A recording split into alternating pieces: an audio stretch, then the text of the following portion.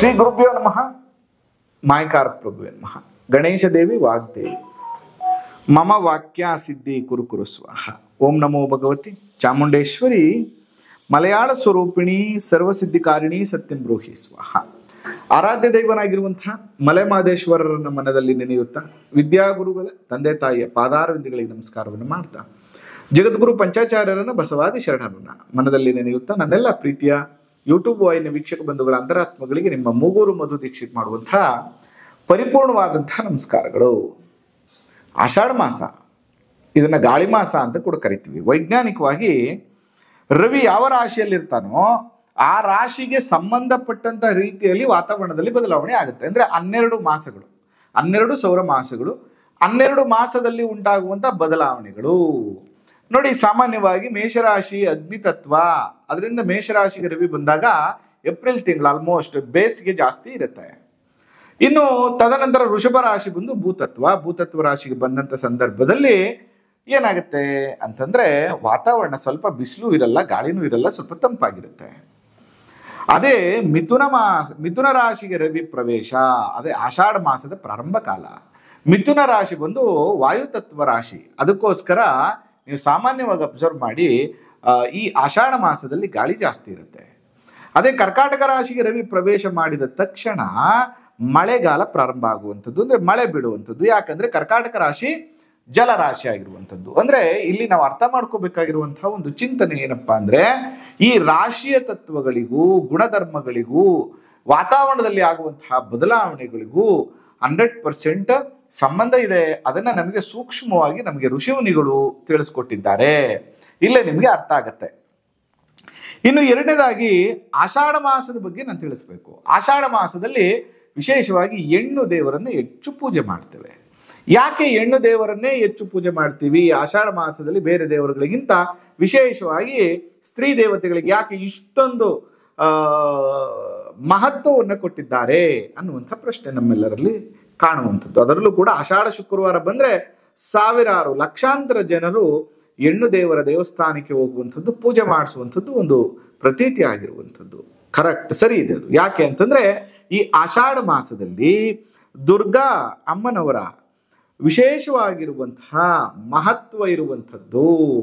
ಏನದು ಮಹತ್ವ ಅಂದ್ರೆ, ತಾಯಿ ಪಾರ್ವತಿ ಚಂಡಮುಂಡರನ್ನ ಸಂಹಾರ ಮಾಡಲಿಕ್ಕೆ, ಮಹಿಷಾಸುರನ ಸಂಹಾರ ಮಾಡಲಿಕ್ಕೆ ತನ್ನ ಸ್ವರೂಪವನ್ನ ತೋರಿಸಿದಂಥ ಮತ್ತು ಚಾಮುಂಡೇಶ್ವರಿಯ ಅವತಾರವನ್ನ ಎತ್ತಿದಂತಹ ಮಾಸ ಇದೇ ಆಷಾಢ ಮಾಸ. ದೇವಾಂಗ ಮಹರ್ಷಿಗಳಿಗೆ ಸಹಾಯವನ್ನ ಮಾಡಿ ಪಂಚರಾಕ್ಷಸರನ್ನ ಸಂಹಾರ ಮಾಡಿ ಇಡೀ ಜಗತ್ತಿಗೆ ಪಂಚವರ್ಣಗಳನ್ನು, 5 ಬಣ್ಣಗಳನ್ನ, ನೀಲಿ, ಕೆಂಪು, ಹಸಿರು, ಹಳದಿ ಬಣ್ಣಗಳನ್ನ ಮತ್ತು ಬಿಳಿ ಬಣ್ಣವನ್ನ 5 ವರ್ಣಗಳನ್ನ ಕೊಟ್ಟಂತಹ ತಾಯಿ ಚೌಡೇಶ್ವರಿ ತನ್ನ ಸ್ವರೂಪವನ್ನ ತೋರಿಸಿದಂಥ, ಅವತಾರವನ್ನ ತೋರಿಸಿದಂತಹ ಮಾಸ ಇದೇ ಆಷಾಢ ಮಾಸ. ಅದಕ್ಕಾಗಿ ಈ ಮಾಸದಲ್ಲಿ ಹೆಣ್ಣು ದೇವರನ್ನ ವಿಶೇಷವಾಗಿ ನಾವು ಪೂಜೆಯನ್ನ ಮಾಡ್ತೇವೆ. ಅದಷ್ಟೇ ಅಲ್ಲ, ಅದರ ಜೊತೆಗೆ ನೋಡಿ, ಈ ಮಾಸದಲ್ಲಿ ಶಿವ ಪಾರ್ವತಿಗೆ ಅಮರತ್ವದ ರಹಸ್ಯವನ್ನ ಹೇಳಿಕೊಟ್ಟಂತಹ ಮಾಸ ಆಷಾಢ ಮಾಸ. ಗಂಗೆ ಭೂಮಿಗೆ ಉತ್ತರಾಭಿಮುಖವಾಗಿ, ಅದಕ್ಕೆ ಯಾವಾಗಲೂ ನಾವು ಹೇಳ್ತೀವಿ ಉತ್ತರದಲ್ಲಿ ನೀರು ಹರಿಬೇಕಪ್ಪ, ಉತ್ತರದಲ್ಲಿ ಹಳ್ಳ ಇರಬೇಕಪ್ಪ, ಉತ್ತರದಲ್ಲಿ ನೀರಿದ್ರೆ ಅಭಿವೃದ್ಧಿ ಆಗತ್ತಪ್ಪ, ನಾವು ಯಾವಾಗಲೂ ಹೇಳ್ತಾ ಇರ್ತೀವಿ. ಗಂಗೆ ಭೂಮಿಗೆ ಉತ್ತರಾಭಿಮುಖವಾಗಿ ಹರಿದು ಬಂದಿದ್ದು ಇದೇ ಆಷಾಢ ಮಾಸದಲ್ಲಿ. ಅನುಸೂಯ ದೇವಿ ಎಂಬ ಮಹಾಪತಿವ್ರತೆ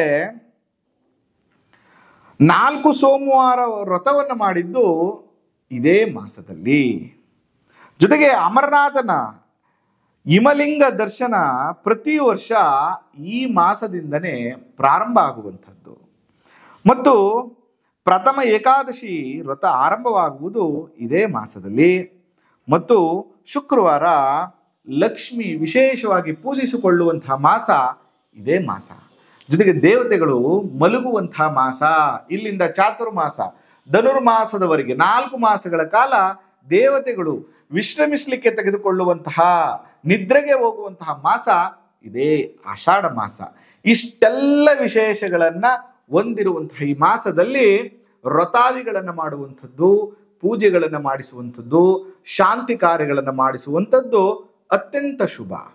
ಆದರೆ ಯಾಕೆ ಈ ಮಾಸದಲ್ಲಿ ಶುಭ ಕಾರ್ಯಗಳನ್ನು ಮಾಡಬೇಡಿ ಅಂತ ಹೇಳಿದ್ರು ಅಂದ್ರೆ ವೈಜ್ಞಾನಿಕವಾಗಿ ನಾವು ನೋಡೋಣ. ನೋಡಿ, ಆಗಿನ ಕಾಲದಲ್ಲಿ ಒಂದು ಊರಿನಿಂದ ಮತ್ತೊಂದು ಊರಿಗೆ ಜನ ಯಥೇಚ್ಛವಾಗಿ ಹೋಗ್ತಾ ಇದ್ರು. ಮತ್ತು ಒಂದು ಕಡೆಯಿಂದ ಮತ್ತೊಂದು ಕಡೆಗೆ ಹೋಗ್ಬೇಕು ಅಂದ್ರೆ ಗಾಡಿಯ ಸಹಾಯದಿಂದನೇ ಹೋಗ್ತಾ ಇದ್ರು. ಅದ್ರ ಜೊತೆಗೆ ಒಂದಷ್ಟು ಕಾಲದಲ್ಲಿ ಈ ಮಾಸದಲ್ಲಿ ಬಿತ್ತನೆಯನ್ನು ಮಾಡುವಂಥದ್ದನ್ನು ಕೂಡ ಜನ ಮಾಡ್ತಾರೆ.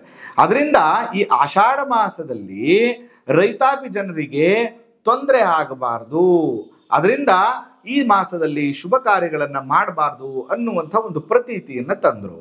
ಅದರ ಜೊತೆಗೆ ಈ ಮಾಸದಲ್ಲಿ ಶುಭ ಕಾರ್ಯಗಳನ್ನ ಮಾಡುವಾಗ ಅತಿ ಹೆಚ್ಚು ಗಾಳಿ ಇರುವುದರಿಂದ, ಆಗಾಗ್ಗೆ ಮಳೆ ಬರುವುದರಿಂದ, ಆಗಾಗ್ಗೆ ಭೂಮಿಯಲ್ಲಿ ಪ್ರಕೃತಿ ವಿಕೋಪಗಳು ಘಟಿಸುವುದರಿಂದ, ಸೈಕ್ಲೋನ್ ತರದ ತೊಂದರೆಗಳು ಉಂಟಾಗೋದ್ರಿಂದ ಈ ಮಾಸದಲ್ಲಿ ಜನರಿಗೆ ಒಂದು ಕಡೆಯಿಂದ ಮತ್ತೊಂದು ಕಡೆಗೆ ಹೋಗ್ಲಿಕ್ಕೆ ತೊಂದರೆ ಆಗುತ್ತೆ ಅನ್ನುವಂತಹ ಉದ್ದೇಶದಿಂದ ಈ ಆಷಾಢ ಮಾಸದಲ್ಲಿ ಶುಭ ಕಾರ್ಯಗಳನ್ನ ಮಾಡಬೇಡಿ ಅಂತ ಹೇಳಿದ್ರು. ಅದರ ಜೊತೆಗೆ ಪ್ರಮುಖವಾಗಿ ಯಾವುದೇ ಒಂದು ಶುಭ ಕಾರ್ಯಗಳನ್ನು ಮಾಡುವಾಗ ಸಾವಿರಾರು ನೂರಾರು ಜನ ಒಂದು ಕಡೆ ಸೇರುವಂಥದ್ದು. ಅದರಿಂದ ಈ ಮಾಸದಲ್ಲಿ ಉಂಟಾಗುವಂತಹ ಗಾಳಿಯ ವಾಯುವಿನ ವ್ಯತ್ಯಾಸದಿಂದ ಜ್ವರ, ಶೀತ, ನೆಗಡಿ ಇತ್ಯಾದಿ ರೋಗ ಬಾಧೆಗಳು, ಜ್ವರಾದಿಗಳು ಕಾಡಿಸುವಂಥದ್ದು ಇರುತ್ತೆ. ಆ ನಿಟ್ಟಿನಲ್ಲಿ ಏನಾದರೂ ಈ ರೋಗ ಬಾಧೆಗಳು ಎಲ್ಲರಿಗೂ ಹರಡುವಂತಹ ಸಾಧ್ಯತೆ ಇರುತ್ತೆ ಒಂದು ಕಾರ್ಯಕ್ರಮದಲ್ಲಿ ಸೇರಿದ್ರೆ ಅನ್ನುವಂತಹ ಉದ್ದೇಶದಿಂದ ಈ ಮಾಸದಲ್ಲಿ ಯಾವುದೇ ಕಾರಣಕ್ಕೂ ಶುಭ ಕಾರ್ಯಗಳನ್ನು ಮಾಡಬಾರ್ದು ಅನ್ನುವಂಥ ಚಿಂತನೆಯನ್ನ ಇಟ್ಟರು. ಮತ್ತು ಹೊಸದಾಗಿ ಮದುವೆ ಆಗಿರುವಂತಹ ಗಂಡು ಹೆಣ್ಣು ಈ ಮಾಸದಲ್ಲಿ ಒಟ್ಟಿಗೆ ಇರಬಾರ್ದು, ಅತ್ತೆ ಸೊಸೆ ಒಂದೇ ಹೊಸ್ತಿಲಲ್ಲಿ ಓಡಾಡಬಾರ್ದು ಅನ್ನುವಂತಹ ಒಂದು ಭಯವನ್ನ ಇಟ್ರು. ಯಾಕೆ ಅಂತಂದ್ರೆ ಈ ಮಾಸದಲ್ಲಿ ಹೊಸದಾಗಿ ಮದುವೆ ಆಗಿರುವಂತಹ ಗಂಡು ಹೆಣ್ಣು ಈ ಮಾಸದಲ್ಲಿ ಗರ್ಭವನ್ನ ಧರಿಸ್ಲಿಕ್ಕೆ ಅಂದ್ರೆ ಸಂತಾನ ಅಪೇಕ್ಷೆಯನ್ನೇನಾದ್ರೂ ಪಟ್ರೆ ಮುಂದಿನ 9 ತಿಂಗಳಲ್ಲಿ ಬೇಸಿಗೆ ಬರುತ್ತೆ, ಆ ಹೆಣ್ಣು ಮಗುವಿಗೆ ಹೆರಿಗೆಗೆ ತೊಂದರೆ ಆಗುತ್ತೆ ಅನ್ನುವಂತಹ ಉದ್ದೇಶದಿಂದ ಈ ಮಾಸದಲ್ಲಿ ದೂರ ಇರಿ ಅಂತ ಹೇಳಿದ್ರು. ಮತ್ತು ಎರಡನೇ ಕಾರಣ, ಈ ಮಾಸದಲ್ಲಿ ಗಾಳಿ, ಚಳಿ ಮತ್ತು ಮಳೆ ಎಲ್ಲವೂ ಕೂಡ ಇರೋದ್ರಿಂದ ರೋಗ ಬಾಧೆಗಳು ಜಾಸ್ತಿ ವಾತಾವರಣದಲ್ಲಿ ಉತ್ಪತ್ತಿ ಆಗತ್ತೆ. ಈ ಮಾಸದಲ್ಲಿ ಗರ್ಭಧಾರಣೆ ಮಾಡೋದ್ರಿಂದ ಅನಾರೋಗ್ಯವಾಗಿರುವಂತಹ ಮಗು ಜನನ ಆಗ್ಬೋದು ಅಂತೇಳಿ ಗಂಡ ಹೆಂಡತಿ ದೂರ ಇರಿ ಅಂತ ಹೇಳಿದ್ರು. ಅತ್ತೆ ಸೊಸೆ ಯಾಕೆ ದೂರ ಇರಿ ಅಂತ ಹೇಳಿದ್ರು ಅಂದ್ರೆ ಮನೆಯಲ್ಲಿ ರೈತಾಪಿ ಜನರಾಗಿರೋದ್ರಿಂದ ಮನೆ ಕೆಲಸದ ಜೊತೆಗೆ ಅಲ್ಲಿ ಜಮೀನಿನ ಕೆಲಸವನ್ನು ಕೂಡ ಮಾಡಬೇಕಾಗಿತ್ತು. ಆ ಮನೆಯ ಮಗ ಜಮೀನಿನ ಕೆಲಸವನ್ನ ಮಾಡದೆ ಹೆಂಡತಿ ಜೊತೆಗೆ ಮನೆಯಲ್ಲಿದ್ರೆ ತೊಂದರೆ ಆಗ್ಬೋದು, ಅಥವಾ ಹೊಸದಾಗಿ ಬಂದಿರುವಂತಹ ಹೆಣ್ಣು ಮಗು ಜಮೀನಿನಲ್ಲಿ ಬಂದು ಕೆಲಸವನ್ನ ಮಾಡ್ಲಿಕ್ಕೆ ತೊಂದರೆ ಆಗ್ಬೋದು ಅನ್ನುವಂತಹ ಉದ್ದೇಶದಿಂದ ಈ ಮಾಸದಲ್ಲಿ ತಾಯಿಯ ಮನೆಯಲ್ಲಿರ್ಬೇಕು ಹೆಣ್ಣು ಮಗು ಅನ್ನುವಂಥ ಚಿಂತೆಯನ್ನ ಇಟ್ರು. ಅದರ ಜೊತೆಗೆ ಈ ಮಾಸದಲ್ಲಿ ಅಧಿಕವಾದಂತಹ ಚರ್ಮ ಬಾಧೆ ಉಂಟಾಗುತ್ತೆ. ಚರ್ಮ ಬಾಧದ ತೊಂದರೆಯಿಂದ ಅನೇಕ ಹೆಣ್ಣು ಮಕ್ಕಳು, ಗಂಡು ಮಕ್ಕಳು ಎಲ್ಲರೂ ಕೂಡ ನೋವನ್ನ ಅನುಭವಿಸ್ತಾರೆ. ಅದಕ್ಕೋಸ್ಕರ ಏನ್ ಮಾಡಿದ್ರು, ಈ ಮಾಸದಲ್ಲಿ ಆಷಾಢ ಮಾಸದಲ್ಲಿ ಮೆಹಂದಿಯನ್ನ ಕೈಗೆ ಹಾಕೊಳ್ಳಿ ಅಂತ ಹೇಳಿದ್ರು. ಮೆಹಂದಿಯನ್ನ ಕೈಗೆ ಹಾಕೊಳ್ಳೋದ್ರಿಂದ ಚರ್ಮ ಬಾಧೆಯನ್ನು ತಡೆಗಟ್ಟುವಂತಹ ಶಕ್ತಿ ಈ ಮೆಹಂದಿಗಿದೆ. ಹೀಗೆ ನಮ್ಮ ಋಷಿ ಮುನಿಗಳು ಮಾಡಿರುವ ಎಲ್ಲ, ನಮ್ಮ ಹಿರಿಯರು ಮಾಡಿರುವಂತಹ ಎಲ್ಲ ಆಚರಣೆಗಳ ಹಿಂದೆ ವೈಜ್ಞಾನಿಕತೆ ಇದೆ. ಅದನ್ನ ತಿಳಿದುಕೊಳ್ಳುವಂತಹ ಅವಶ್ಯಕತೆ ನಮಗಿದೆ.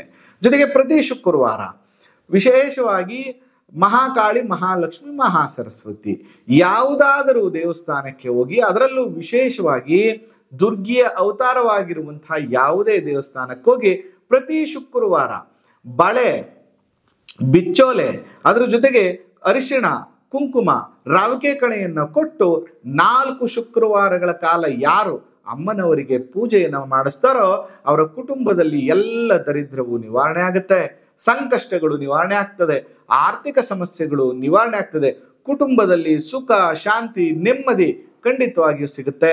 ಮದುವೆ ಆಗಿಲ್ಲದವ್ರಿಗೆ ಮದುವೆ ಆಗುತ್ತೆ, ಸಂತಾನ ಆಗಿಲ್ಲದವ್ರಿಗೆ ಸಂತಾನ ಆಗುತ್ತೆ, ದಾಂಪತ್ಯ ಕಲಹ ಇದ್ರೆ ಅದು ಕೂಡ ನಿವಾರಣೆ ಆಗುತ್ತೆ. ಅದರಿಂದ ಈ ಆಷಾಢ ಮಾಸ ಅತ್ಯಂತ ವಿಶೇಷವಾಗಿರುವಂತಹ ಮಾಸ. ಈ ಮಾಸದ ಮಹತ್ವವನ್ನ ತಿಳಿಸ್ಲಿಕ್ಕೆ ನಾನಂತೂ ತುಂಬಾ ಖುಷಿಯಾಗಿದ್ದೇನೆ ಅಂತ ಹೇಳ್ತಾ ಈ ಸಂಚಿಕೆಯನ್ನು ಮುಗಿಸ್ತಾ ಇದ್ದೇನೆ. ನಿಮಗೂ ಕೂಡ ಈ ಮಾಸದ ವಿಶೇಷತೆಗಳು ಇಷ್ಟ ಆಗಿದ್ರೆ ಶೇರ್ ಮಾಡಿ, ಲೈಕ್ ಮಾಡಿ ಅಂತ ಹೇಳ್ತಾ ಇವತ್ತಿನ ಸಂಚಿಕೆಯನ್ನು ಮುಗಿಸ್ತಾ ಇದ್ದೇನೆ. ಮಲೆಮಹದೇಶ್ವರರ ಅನುಗ್ರಹ ಸದಾ ನಿಮ್ಮ ಮೇಲಿರಲಿ. ನಮಸ್ಕಾರ.